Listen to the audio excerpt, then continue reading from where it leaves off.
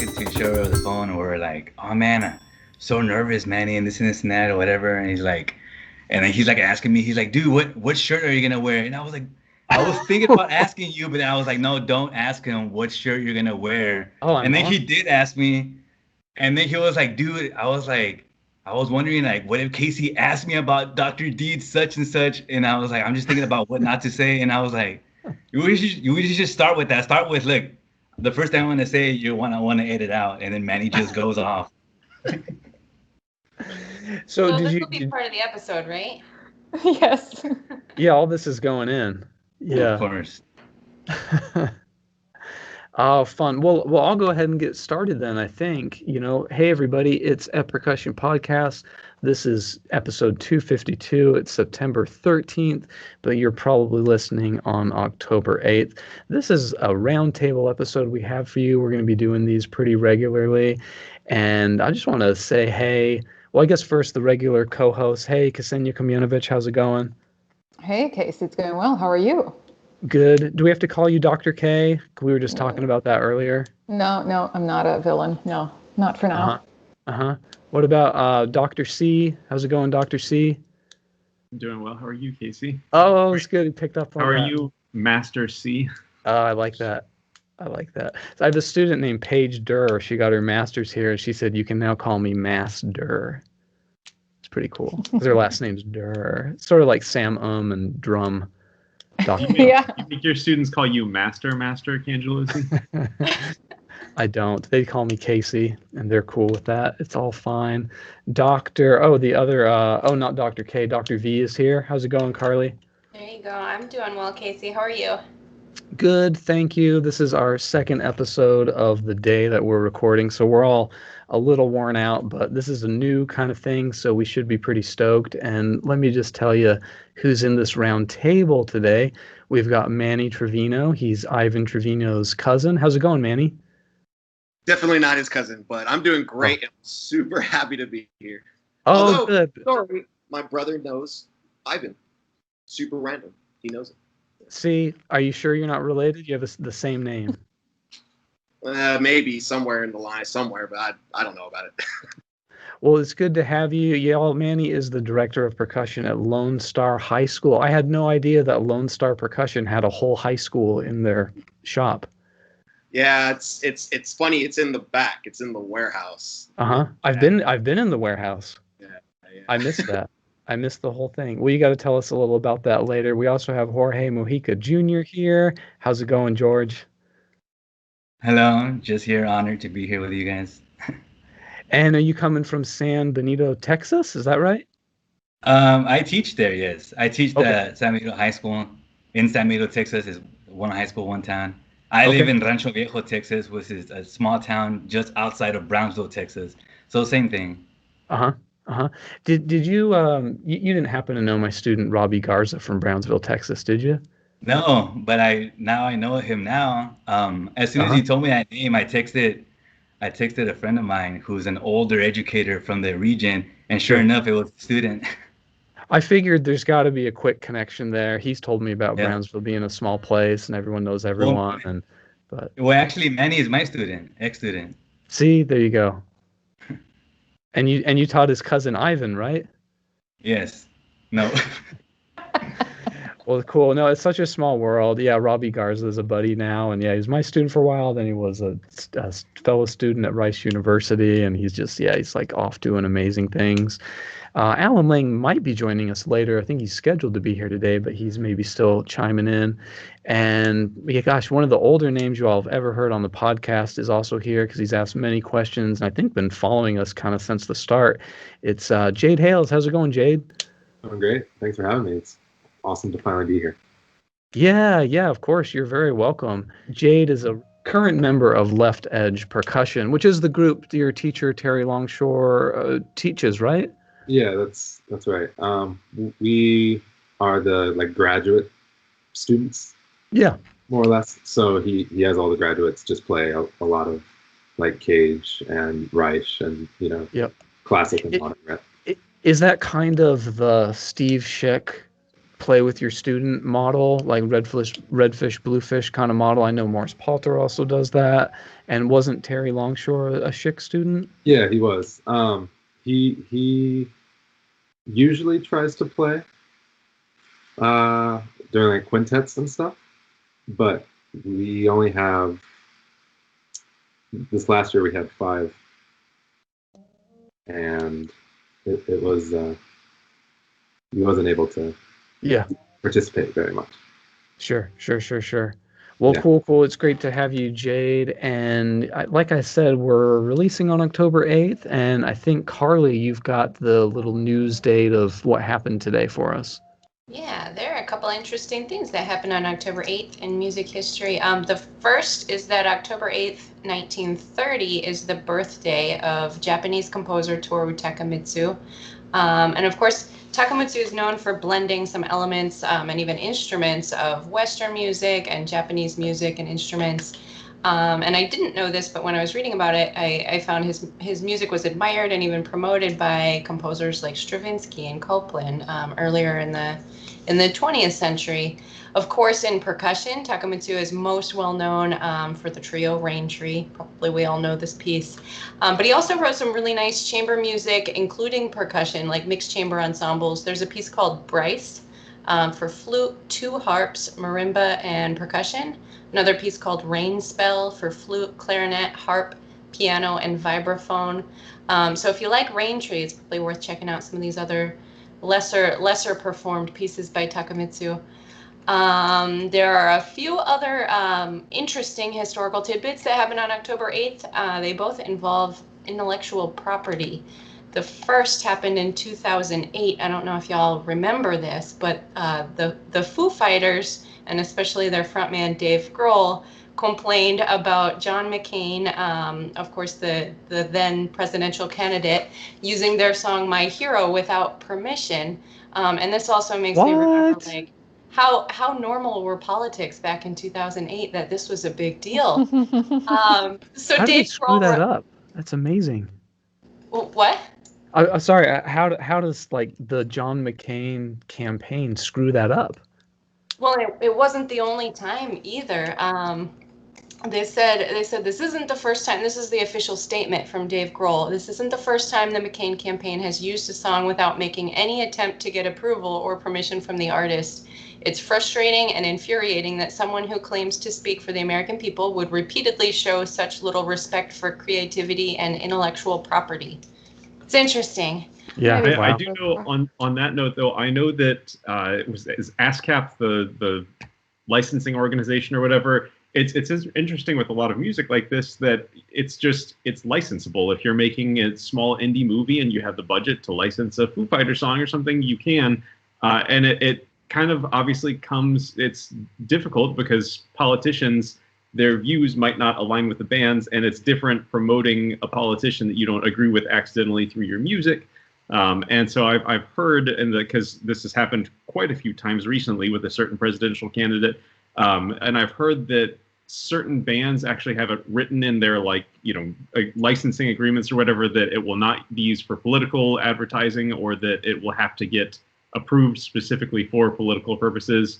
And also, I think political candidates just in general try to ask permission because it can be so controversial, and the artist can fire back at the use of their song and say, no, I don't support that person. So licensing is very, very complex, is the long story short. So if I wanted to make a political assault on the other side, I could put a Nickelback song behind their ad or campaign.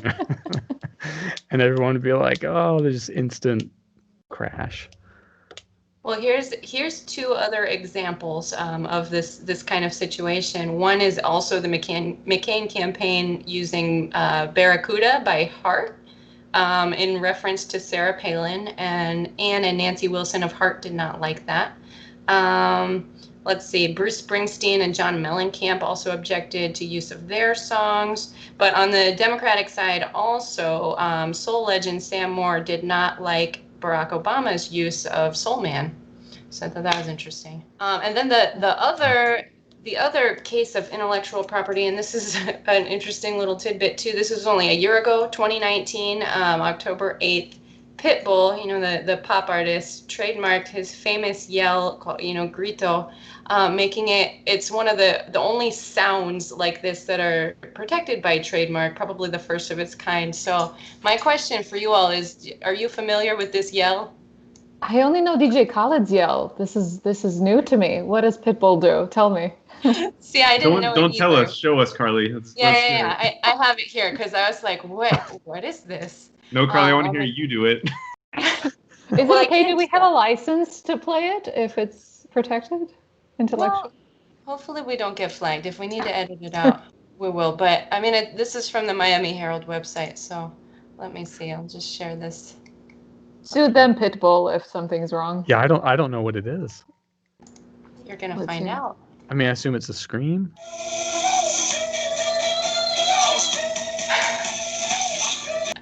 So there's 3.5 minutes of this Pitbull yell compilation if you're looking for it on the Miami Herald website. But that's it. And now you're like, oh, I've heard that.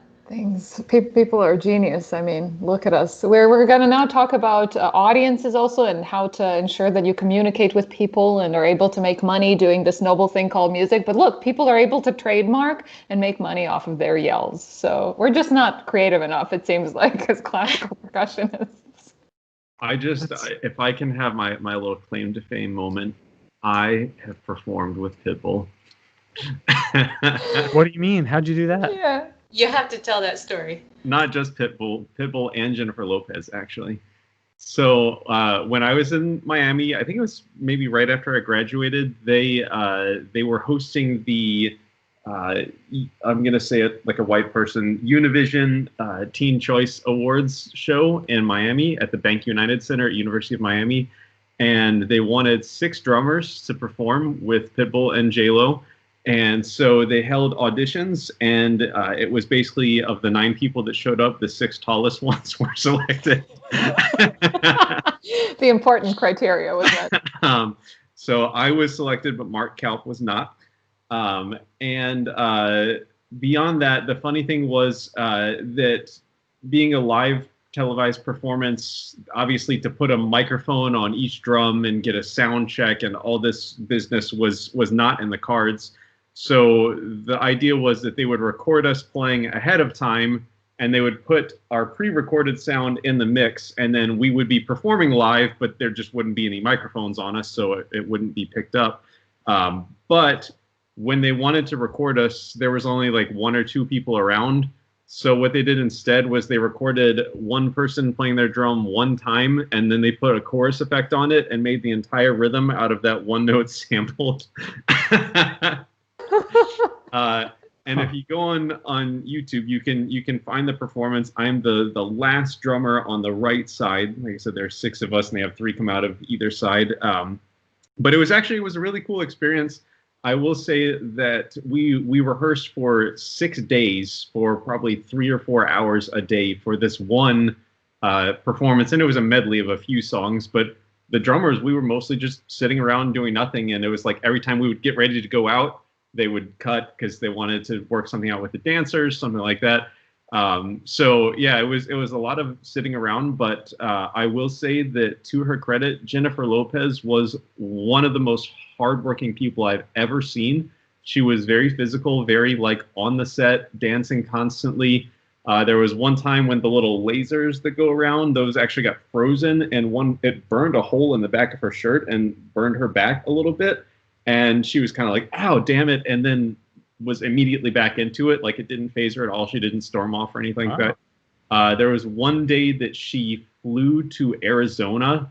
Like, I think she flew to Arizona like at like 8 a.m., did something there, and like flew back and was like at rehearsal at 6 p.m., which obviously she's probably flying on a private jet. It's not like us flying, but still, that's a long flight from Miami all the way up to Arizona and back in a day. So yeah, it was just one of those just bizarre, weird experiences that I just sort of fell into. Wow. But I will say, I mean, I'm not an avid Jennifer Lopez and Pitbull listener, but I was impressed with both of them. Were very hard workers. All the dancers were very hard workers. Everyone was very nice. It was just a very good, cool experience. And yeah, it's on YouTube. You can find it. Have you seen? Oh, sorry, Ksenija. Yeah, I was well, just gonna say we'll have to put the link below. Ben, you've got to there, explain. Totally relevant. I remember watching it live on TV. yeah, my whole family was like so excited. It was the only time they've ever turned into the Hispanic television channel, but they were so excited. So yeah. So is she not like South Park's portrayal of her? No, she was totally nice. Well, the other thing was, the funny thing was when we auditioned, I barely, like, honestly don't really know what she looks like all that much. And she wasn't wearing any makeup, and she just had her hair in a bun on the top of her head. And you forget that she's like around 50 years old now. And so she she looks very beautiful when she's made up and her hair is done and all, but she just looked like a kind of normal middle-aged Hispanic woman. And so like I kind of leaned over to someone, was like, is that her? Yeah, yes, that's her. Okay. I just looked up a Pitbull video on YouTube because I'm not familiar with Pitbull at all. This song's called "Give Me Everything." It has 758. You guys have to guess. 758,000, 758,000, or 758 million views. Million. Wow, yeah, that's right. I'm shocked. Yeah, a million. I've never heard of this person. I don't know how that can happen, but You don't that's know Pitbull? no, I don't. I mean, Mr. maybe 305 himself? no, I don't know. I don't know what. Yeah. You've heard him, whether you know it or not. You've heard him. He's on. Well, you're probably right, man. Yeah, like I probably have, but that's a ton of views for any music video. But I don't know if y'all have ever seen YouTube videos in the billions. If you have kids, I know of it, Gangnam Style. Is that in the billions? Yeah. I think that was the first video to hit 1 billion views, and they actually made like a little like dancing icon just for that. Jorge, you have little kids, right? I have a daughter, yes. How old is she? She's 5 years old. Oh, okay, so you maybe have sat her in front of YouTube a little bit. Oh, she shows me videos on YouTube. Oh man, something my son watches. I mean, I was amazed. I had to really look at the number hard. I was like, wait a minute, this has like 3 billion views. That can't be possible. But sure. No, she was singing along to Genie in a Bottle. Ksenija Aguilera, and she was singing it and she was dancing it, and then I was like, how do you know this song? Like, how do you know this song? You're like, that was a long time ago, and it's like a redone version on some kind of Disney movie or something. Wow, fun. Karli, any more news for us? That wasn't enough for you, Casey? No, I was gonna say I just didn't want to. No, that was a 20-minute icebreaker. Nice job. That's amazing. That's what I got for October 8th. That's really cool. I saw the Takemitsu item, and I don't know, maybe it came up in another a previous episode's news, but I thought we've talked about again, maybe it just wasn't. We did. It was Ming Kui Huo's episode. Oh, okay. So it made me think, like, wow, have we done a year of news? Or did we do something else? That was we just talked about Takemitsu because she had played Takemitsu. Gotcha. Cool. But yeah, cool. he has a piece a lot of people play called Toward the Sea, and there's a guitar version with flute and a harp version with flute, and she was saying that she does that, like both and mixed and matched. Yeah, I've done the piece Karli mentioned called Rain Spell, and every time I've told a percussionist there's this cool piece called Rain Spell, they're like, it's called Rain Tree.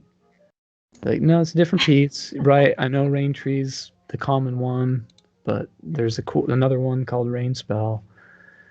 Anyway, hey, well, I was gonna ask Jade, because you're out there in Oregon, and right now, man, I got a little phone conversation and some text photos from my arch enemy Pius Cheng the other day, and the sky is orange in Oregon, and like, how's it going there? Are you okay? It's really frightening. I'm thankful that I'm doing all right, but there's a lot of people affected right now. I'm in Ashland, so that's really south in Oregon, about 20 miles from California. And the fire here started about 5 minutes from my house and then just went north. So thankfully I wasn't really impacted, but I have a lot of coworkers. Our associate percussion professor lost his house, Brian Jeffs. No way. Yeah. Brian Jeffs. Mm-hmm. Oh my god. It's like the air quality affected where you are? Yeah. Last post I saw from Corvallis, which is about mid-state, was like 400 API, I think it is. But like, Oh my God. like, Yeah. Science doesn't know what to consider it. It maxes out at 500. Pius was explaining that to me because I didn't know what that was either. So that's like air particulates in the like the density of particulates in a given amount of air. And he said it's something like 440 or something ridiculous. And he said the most it can possibly be is 500. And I was kind of confused by that. Like, well, wait, why couldn't there just be more smoke in the air? And he said, no, there's literally no more space, like no more smoke particles will fit above 500. So at that point, you're just breathing like as much smoke as like can fit. Yeah, I mean, it seems very, very serious. Yeah, I mean, luckily we all have masks now, so we can kind of fight it, but it's still pretty bad. Yeah. So that's probably put an additional halt. I mean, we can't help but talk about COVID on these episodes lately, and it'd be great to hear a little about that from everyone. But I mean, the fires are probably putting this huge additional burden on all your school and performance activities. Is that the case, Jade? I kind of expect it to be the case, but officially our building reopens tomorrow. Okay. And school starts the week after. I kind of still have a hunch that it won't, but we'll see. Sure. Yeah. And I haven't heard anything from any other institutions. What's Professor Longshore doing with COVID? Is he having you guys do virtual playing or something like that? Or are you just going for recordings? What's the plan? We're allowed to do hybrid right now. Again, I don't anticipate that to be the case in a couple weeks, but we're going to be socially distanced performing together at least a while. I'm doing a lot of recording projects of my own, like I'm doing a recorded recital. But we're supposed to be performing and doing live stream concerts. Cool. Well, and then you said there's only 5 of you, right? There's 4 this year. 4 this year, so possible. Yeah. We're doing hybrid here too, and yeah, it's a interesting kind of convenience because I think all of our favorite rep is quintets, quartets, trios. It tends to be small amounts of bodies, and yeah, if you have a studio of 27 people, it's hard to get everyone playing, as I'm sure you guys know. And so yeah, it was kind of a blessing in disguise this semester for me, just thinking, oh great, now I have an excuse. Hey, I can only program quartets, and there's this other advantage to doing small ensemble things. So yeah, it sounds like it's about the same over here too. Has anyone come up with clever repertoire choices? For example, I'm doing Russell Peck Liftoff, which actually works better if the performers are spread apart. We're doing table music on a long table. 18-foot table. Now, yeah, any clever rep? I was actually going to ask Jade, what rep are you all doing? We have a lot of like consortiums that we're a part of, so we're going to be trying to Viña Stress and Flow that the Percussion Collective did. Cool. And Ivan Trevino just released a quartet and drum set, like chamber concerto thing for Cameron Leach, and we're supposed to be performing that too. Yeah, but nothing. I don't think anything particularly clever. COVID. Are you performing that with Cameron, or is just like someone in the group playing the drum set part? I think someone in the group. I don't think Cameron can really travel too much right now. Maybe he is. I don't know. Gotcha. It'd be a fun joke though to email him like, "Hey, we want to give you $20,000." Oh, COVID. Never mind. He's a friend of the show. Yeah. Hey, Cameron. That'd be a good funny joke. It's not very funny. Yeah, you're right. That's not very funny at all. What about Manny and Jorge? Are you guys programming any like clever programmings with your students? Or I've also just loved to know, like, man, how is it teaching in school right now? Yeah, it's pretty interesting. I mean, like right now we're doing the marching band thing, so we're going, because it's Texas and we're going hard on that. And the all-state music, for the high schoolers.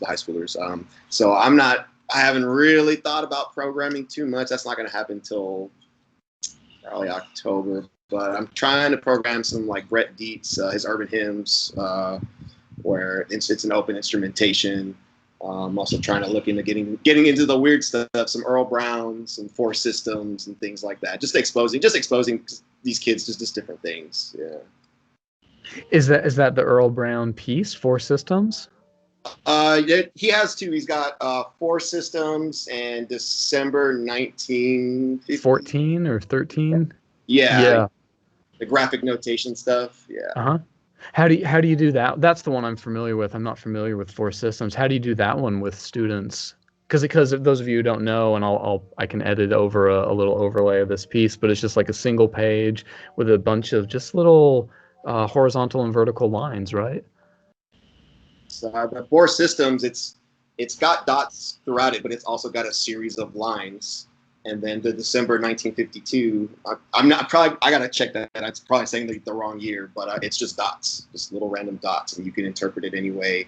Like for me, my first recital, I did it 4 times. I did it once like this, and then I stacked it, and then I stacked it, and then I stacked it, and the whole time I had a recording of the smog from that year in December in the UK. So while I was doing things like on Tam Tams, there was a recording of news articles from that year. So it's fun. It's super open, and it's a solo piece, but I mean, you can have multiple people play. You know, I don't see why you couldn't. Yeah. And you're right. It's 52. I just checked. Yeah, December 1952. Yeah. So what do you have your students do specifically, or how do you approach or let them approach the graphic score? Because I know I did a semester like that, and actually I collaborated with some of the SMAD folks here, a class, and got these really great graphic notations that I've got hung on my wall now. But yeah, we did a whole concert of interpretive collaborations and that sort of thing. And yeah, how do you give that to a kid or a group of kids? It's really, for my students, it's really just here it is and go. And if you have questions, I'll answer it, but I just want to see what you're going to come up with, because at least at my school, they've been fed a certain type of music, a certain type of repertoire, and this is something that they have not done. And so it's really more of an experiment, really. Do you think, or have you seen yet a benefit, or, and I guess this question for anyone, like a specific benefit to using that kind of experiment, graphic notation, something that's real vague and not very specific with students?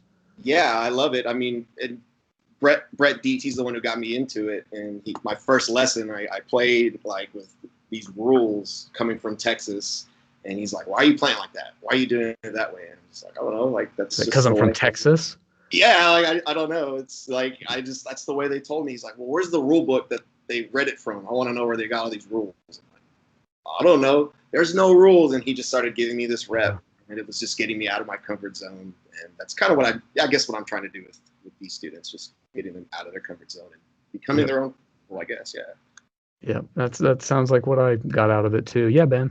Yeah, I was going to add to that. Our friend Tyson Voigt and his wife Jennifer, they have a duo, and I had them do a performance at my school a while back.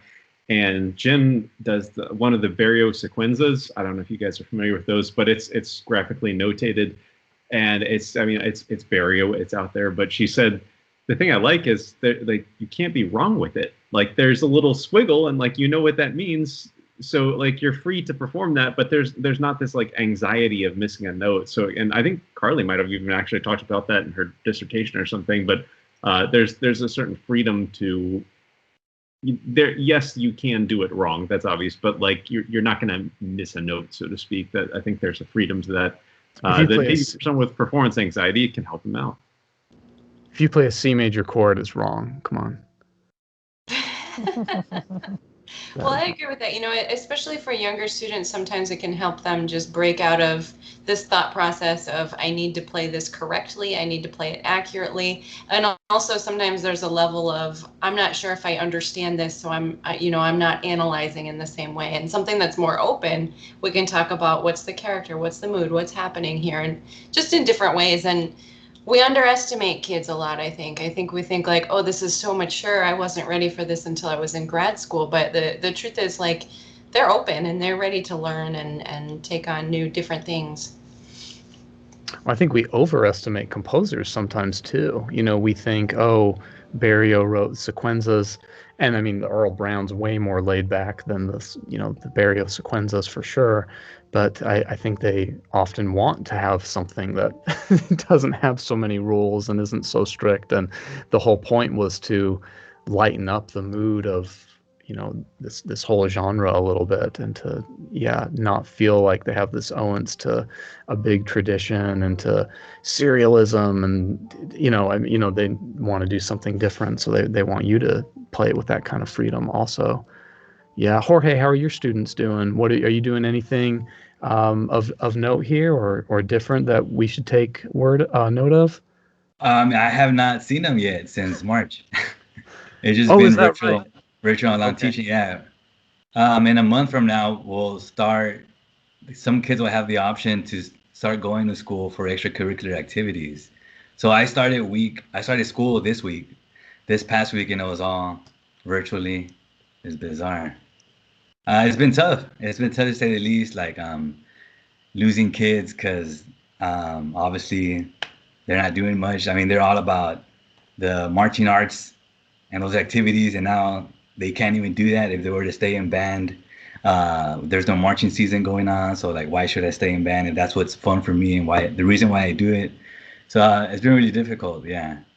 So it's just a bunch of all-state region, as you know, like with the difficulty of the music, and it's not everybody has to do it. It's not mandatory. Well, then the kids that don't have that, they kind of feel left out. I mean, but it's interesting. We'll see. I mean, like I said, I just started the first week of school, and maybe like in a month from now, they'll be able to start going back to school, and they're looking forward to it, and so am I.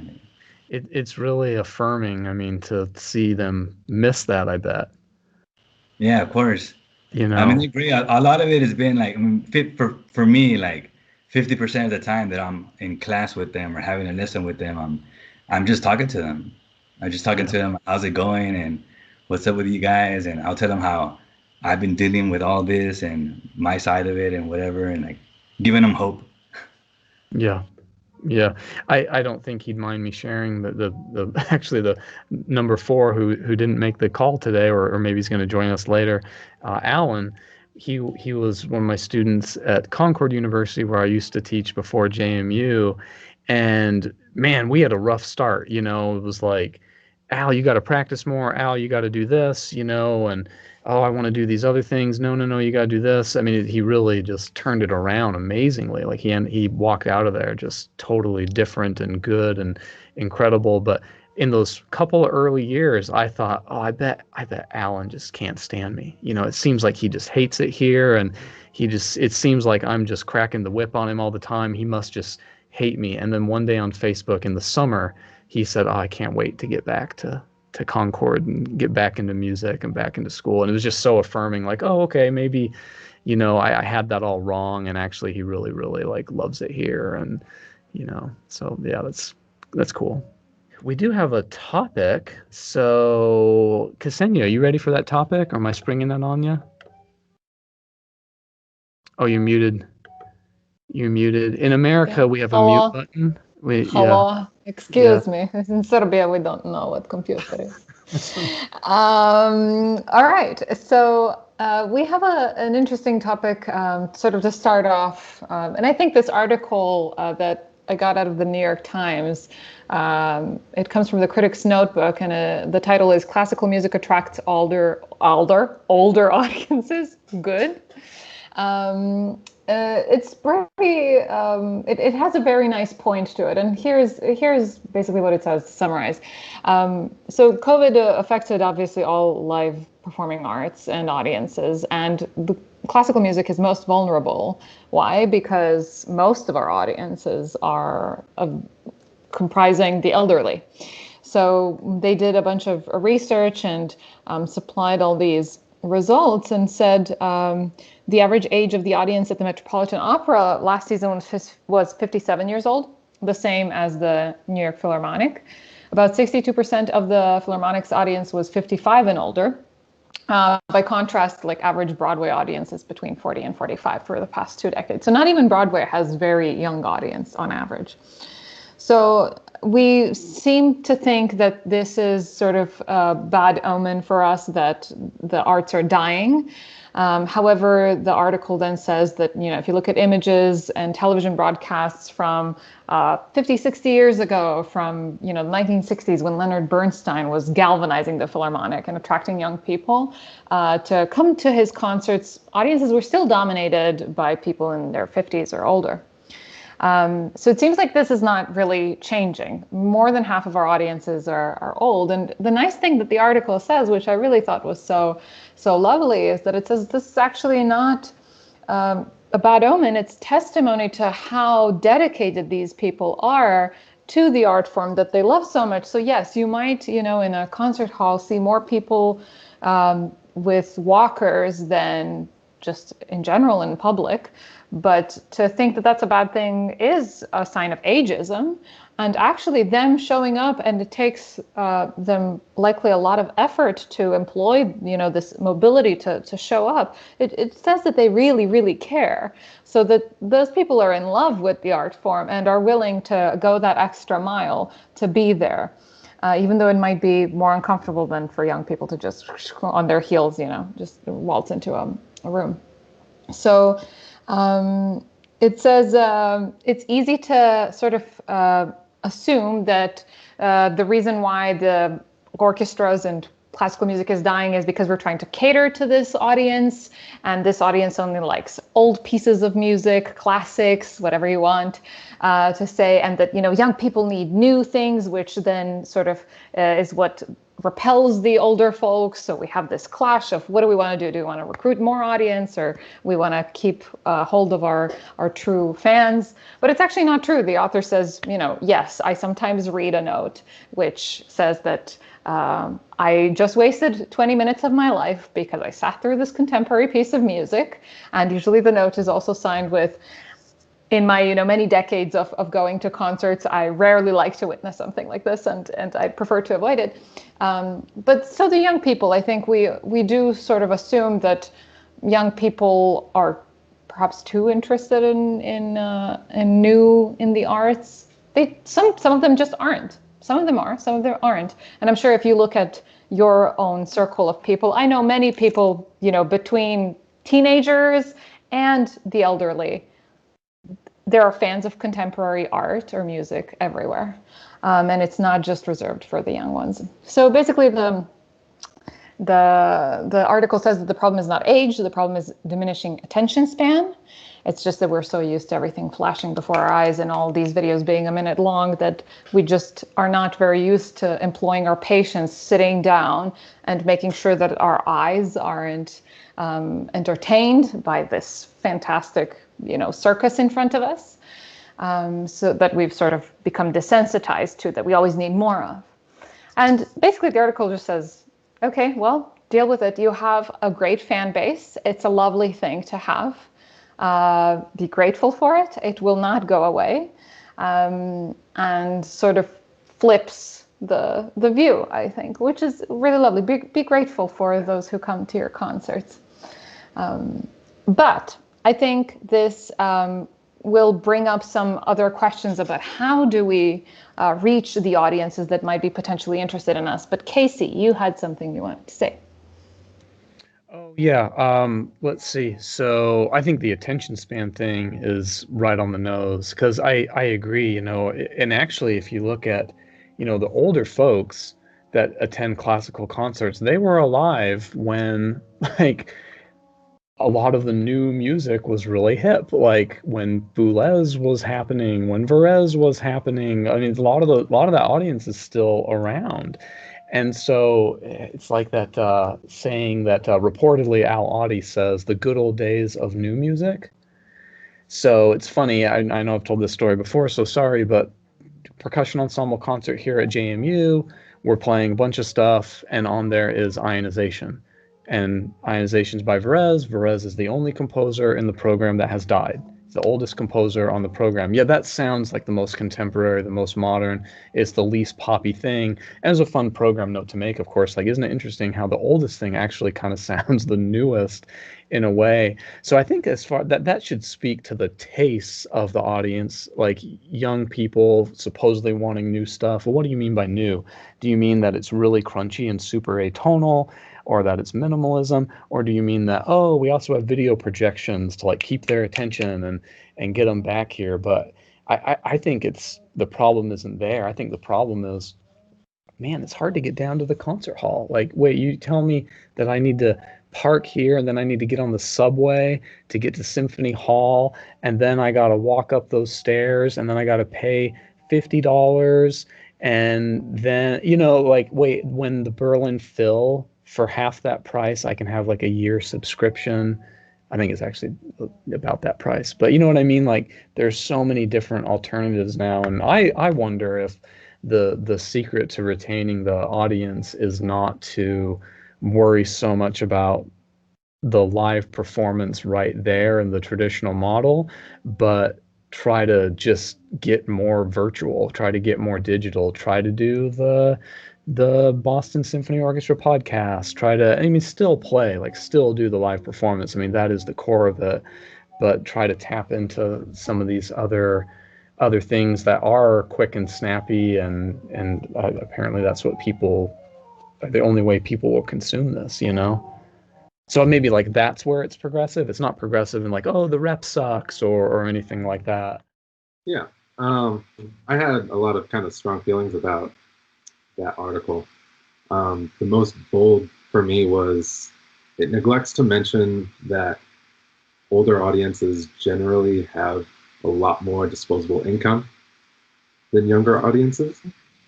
And that, I think, is a huge part in why younger audiences just can't make it to the hall. Like, for me to go see any like world-renowned orchestra, I have to drive 6 hours, pay $30 for the worst ticket in the world, the nosebleeds, and parking and gas and food, and that's a whole day trip. Like, whereas if they switch to like a video subscription model, like you mentioned, where it's more high production, like the Met or Berlin Phil, you can charge $15 for a subscription, or $5 for a ticket, and still kind of make up those costs, because you're not necessarily, especially in COVID, you're not paying for the ushers, concessions people, all of those other things. And I find that orchestras are just really reluctant to do that. And I really don't know why. Chamber ensembles too. Yeah. Well, I know, the Berlin Phil, who does it, the best, man, the infrastructure they have to support that. And not that I actually know what it is, but I've had that prescription before, and we're getting our streaming going. I know, Ben, relax. We're getting our streaming going at JMU, and it is complicated and it is expensive. And yeah, go ahead, Ben. You derailed me. You win, Ben. I'm leaving. Well, yeah, the subscription thing is certainly one way to go, and that's a very hip thing. One thing I'm curious about is, I've never heard it applied to classical music, but there's this term of like subscription fatigue, like how many different subscription services do we want?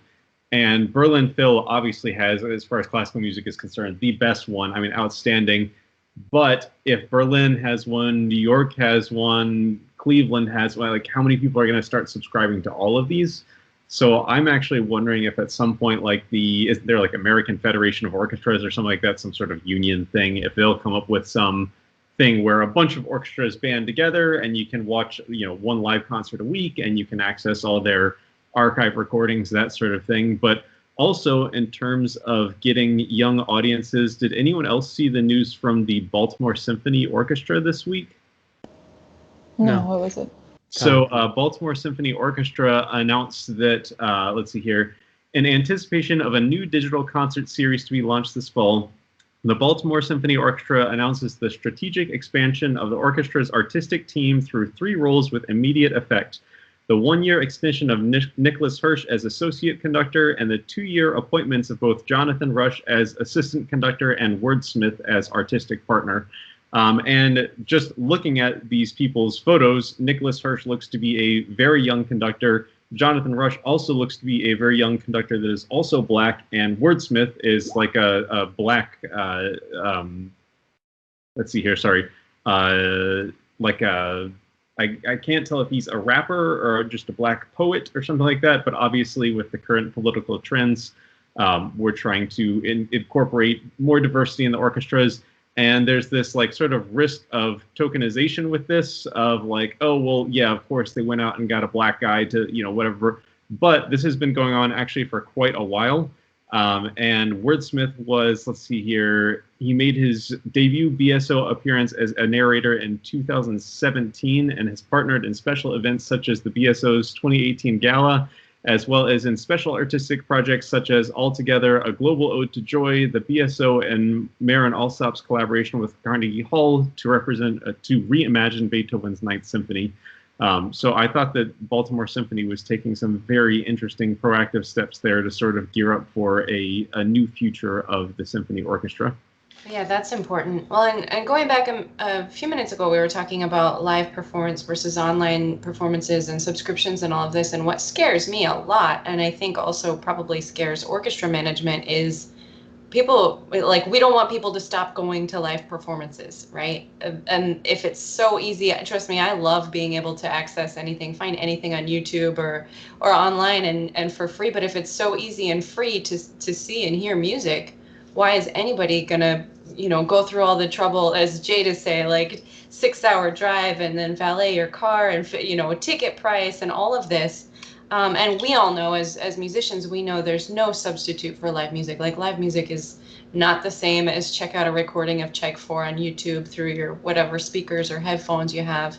And that's what I think about. What I'm afraid of right now with like financial health of orchestras and of performing arts organizations, concert halls, and all of that.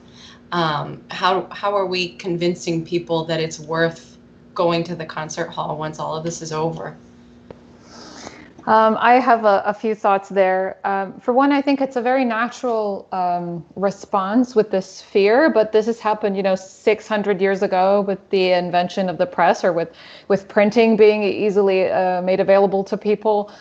They were like, oh my God, we're never going to use our brains because we don't have to remember anything anymore. What's going to happen? And then there was the invention of, the phonograph, and people were like, oh my God, people are never going to go to the concerts because they can listen to stuff at home. And then there was the radio, and then the TV killed the radio star, and then the internet. It never happens. I mean, the New York Times went digital. People have digital subscriptions, and some people still buy like actual newspaper, and it's fine. They're doing just fine. They've actually been able to spread their influence a lot more. Nobody stopped buying the newspaper because they could get 3 free articles online per month and access them on the internet. It's actually, it does well. The thing that doesn't work well is for orchestras to stick to their old business models of subscriptions when that simply doesn't work for people, especially for, if you're young and you travel a lot, and it doesn't matter, maybe your income doesn't allow you to simply buy a subscription. I think orchestras need to reconsider how they do their business. I mean, and again, I know this is a rant, but when I run into those Instagram influencers or whatever who literally will sell fog for $1 million, I'm always like, Jesus Christ. I mean, these people are able to make business out of nothing, out of like life coaches, or it doesn't matter. Not like life coaching is a bad thing, but people are literally able to sell anything. I'm sure you've gotten those weird ads that you make a screenshot out of, and you're like, why am I being targeted to, like, how is someone selling this? What do you mean they sold fog? It's an expression, like you're able to sell fog, it's just like there's nothing. Yeah, you're selling nothing. But you're selling, a marketing, whatever. You're a marketing guru, or you have a little workshop about how to write your own ebook, even though you've never written an ebook or whatever. People sell everything and they make a lot of money. It's just about being current and not sticking to a business model that was feasible and workable, 50 or 100 years ago. Sell ice to an Eskimo. Exactly, Ben. Thank you. I used this. Was a Serbian expression, by the way, to sell fog. I don't think you're supposed to say Eskimo, Ben. Svet said it to me. That's where I learned that expression. I don't think So- Svet's supposed to say it. Seth should not say it. Okay, let's take that. But certainly it's not going as well. Like you're right, Ksenija, they said, oh, the phonograph's going to change everything and no one's going to have to go to a concert anymore. But it certainly is diminishing, right? I mean, it certainly is not going like it used to, right? Like they say there was a time classical music was like the pop music of the day. I mean, that's certainly so far from the truth now for a long time, right? I don't know. I mean, I'm not sure if that's true. It still happened to be within the elite. Mostly you had to have some sort of income and access to a concert hall and so on. So I think it's okay for things to change. And I think now there are all these innovative orchestras that do fusions. So we are much more interested in seeing, Jacob Collier with an orchestra, because that's really new and fresh. Or, a suite of whatever, Jamiroquai tunes, because that's really cool, as opposed to sticking to, okay, we'll play the same music you could have seen us program 100 years ago, and we're going to charge you in the same way that we did 100 years ago, and the hall's going to look exactly the same. I mean, it's nice if you market it as come step into a time machine and hang out with us for 2 hours. But it simply doesn't work if you want it to be a business model that will sustain so many people today. Right. Manny, go ahead. Yeah, and so there are a lot of different factors to everything we're talking about, and the layers go deeper. But just to kind of talk about, you mentioned programming. You're right. I feel like every time I go to an orchestra concert, it's hey, I heard that last month. Oh yeah, Scheherazade, that's awesome. I also heard it 6 months ago. We're hearing a lot of the same things, and I think it does go to programming. I don't know if we're scared to program the Varese, to program the Earl Brown. Are we trying to not scare away our audience member? But I think once we start taking those first baby steps, that's when we start getting different reactions. That's when people start talking. Oh yeah, I went to go see so and so, and it was the good stuff. But there was this one piece that they programmed. I had never heard of it. It was the one composer who was not living, but it was the best piece I heard. I don't know. I think that's kind of the first step. Do you think so Seattle Symphony brings Sir Mix-a-Lot to do a solo with the orchestra? Like, don't you think they think okay, so we'll get Sir Mix-a-Lot here. That'll be a big sellout show, which it was. But then I think they think I doubt a whole bunch of G's are coming to concerts from now on after that. G's, gangsters, Snoop I thought Dogg, you meant Dr. Dre. grandmas. Yeah. No, a bunch of G's. You know what I mean? Okay, that one thing probably made money. I mean, unless they had to pay Sir Mix-a-Lot. I mean, he probably could be very, very expensive. But you know what I mean? It's not oh, now we have this new audience and they're going to be ooh, violins. I'm going to go be hip to Mozart now. No, of course not. But I think that's the whole point. You're supposed to start being more current with the events that go on around you. So you can always have a portion of your programming be dedicated to old masters. And of course, that's the shoulders that we stand on. That's beautiful music. But we have so much exciting stuff that happens right now. And I think we are sort of just trying to hold onto this dam that is cracked to let other arts and to literally listen to people. What do people want to listen to? If you're trying to just make a pure business model that works, I'm not saying if you have an altruistic idea and you want to program just Baroque music, do it. Doesn't matter. But you can talk to the people and see where they spend their money. They buy silk, bed sheets to not get acne or whatever. They'll buy a ticket to go to a concert if it interests them. If you don't know what interests them, ask them.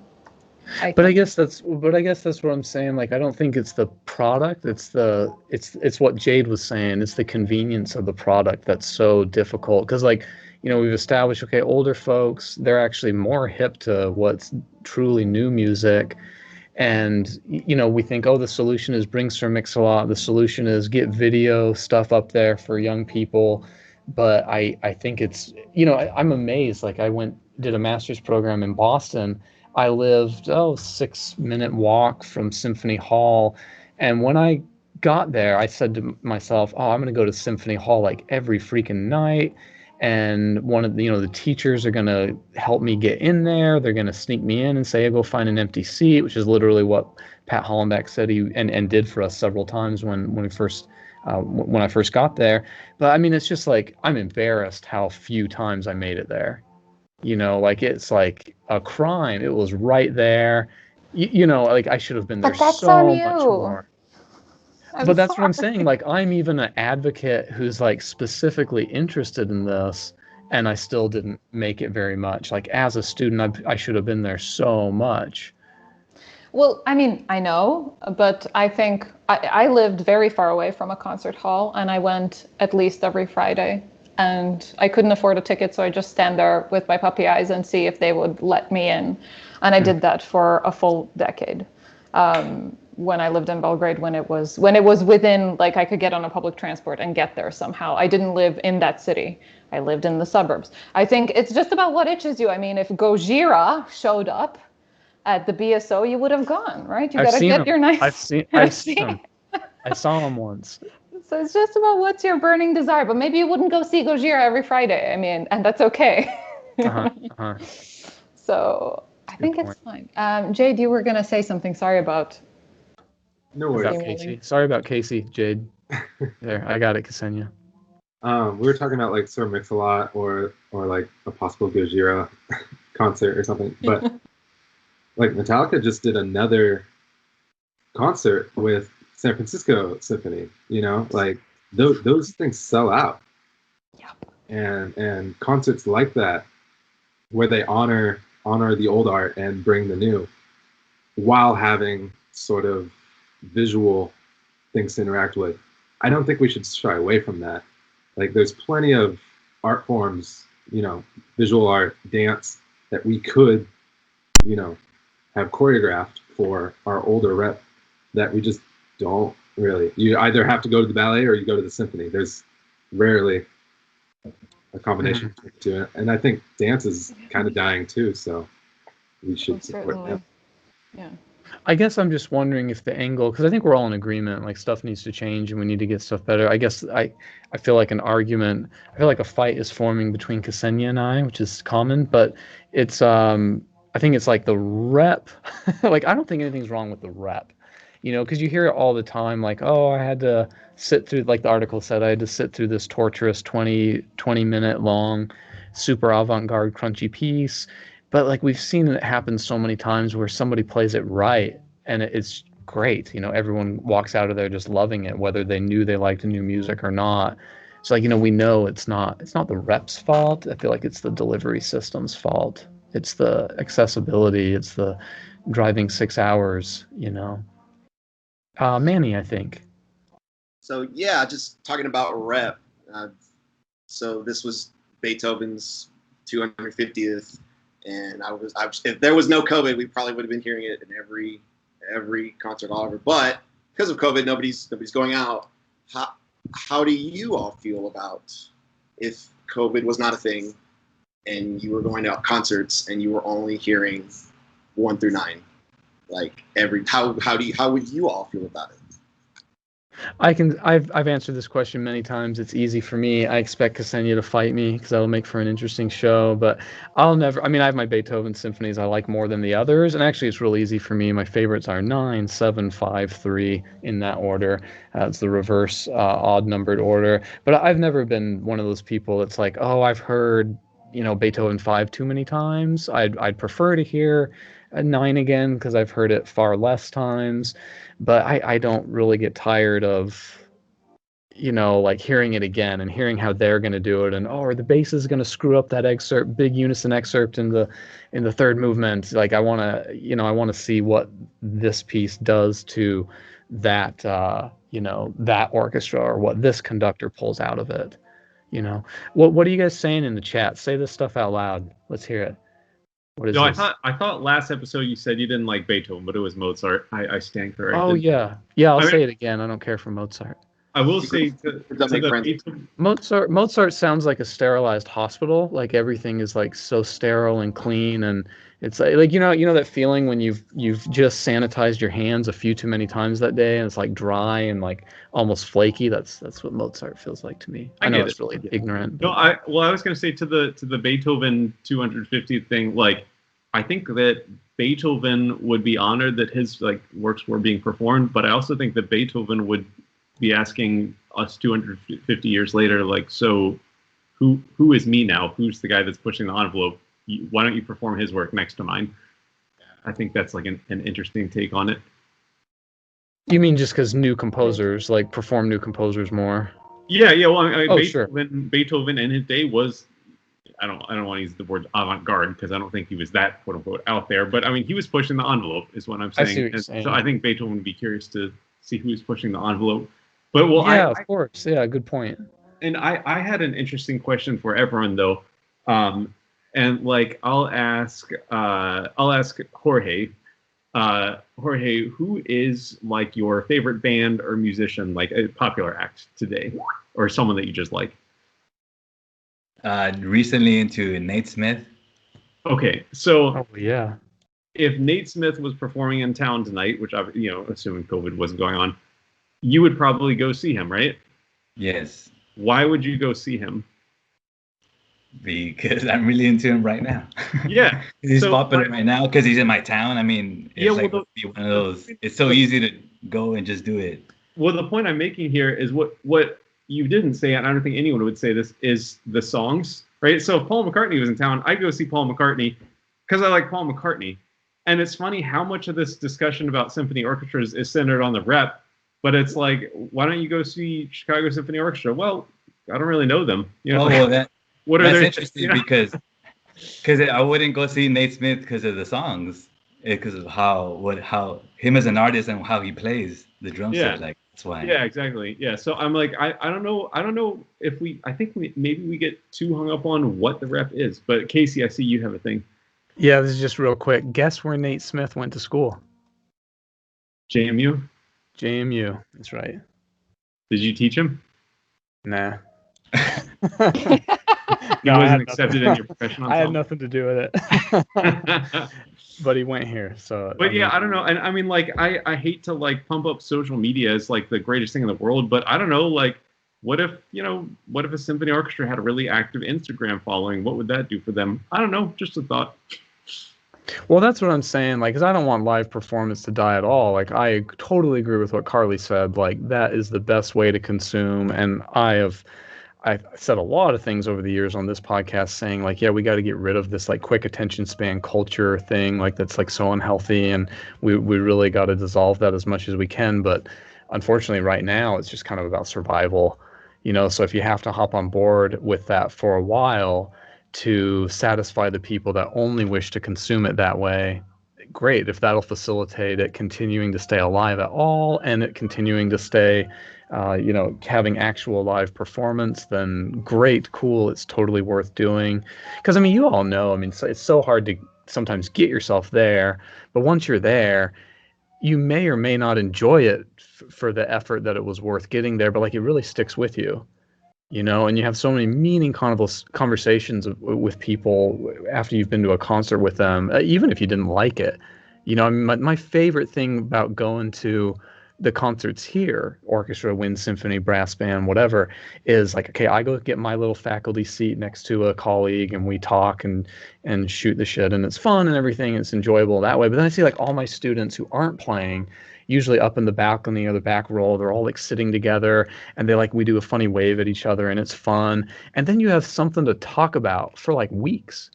You can say, remember that time when Jonathan picked up the triangle? This didn't happen, or at least it wasn't Jonathan, but someone, picks up the triangle, they're ready to play, and then they just put it down.